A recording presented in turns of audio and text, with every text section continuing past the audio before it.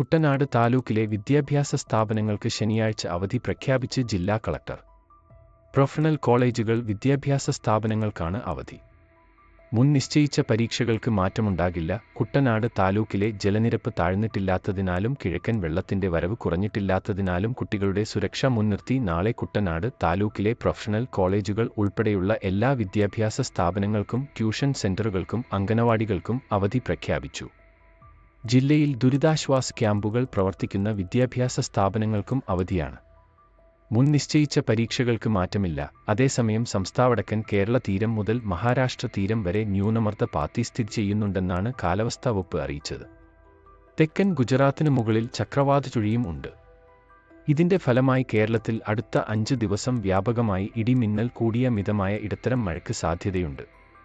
ഒറ്റപ്പെട്ട സ്ഥലങ്ങളിൽ ഇന്ന് ശക്തമായ മഴയ്ക്കും സാധ്യതയെന്നും കാലാവസ്ഥാ വകുപ്പ് അറിയിച്ചു. നാളെ മുതൽ മഴ കനക്കും. ഇന്ന് തൃശൂർ, മലപ്പുറം, കോഴിക്കോട്, കണ്ണൂർ, കാസർഗോഡ് ജില്ലകളിൽ കേന്ദ്ര കാലാവസ്ഥാ വകുപ്പ് മഞ്ഞ അലർട്ട് പ്രഖ്യാപിച്ചിട്ടുണ്ട്. ഒറ്റപ്പെട്ട ശക്തമായ മഴയ്ക്കുള്ള സാധ്യതയാണ് പ്രവചിക്കപ്പെട്ടിരിക്കുന്നത്. 24 മണിക്കൂറിൽ 64.5 മില്ലിമീറ്ററിൽ മുതൽ 115.5 മില്ലിമീറ്റർ വരെ മഴ ലഭിക്കുന്ന സാഹചര്യത്തെയാണ് ശക്തമായ മഴ എന്നതുകൊണ്ട് അർത്ഥമാക്കുന്നത്. അതേസമയം കണ്ണൂർ, കാസർഗോഡ് ജില്ലകളിലെ തീരങ്ങളിൽ പ്രത്യേക ജാഗ്രത ആവശ്യമാണെന്ന് ദേശീയ സമുദ്രസ്ഥിതി പഠന ഗവേഷണ കേന്ദ്രം (ഇൻകോയ്സ്) അറിയിച്ചു.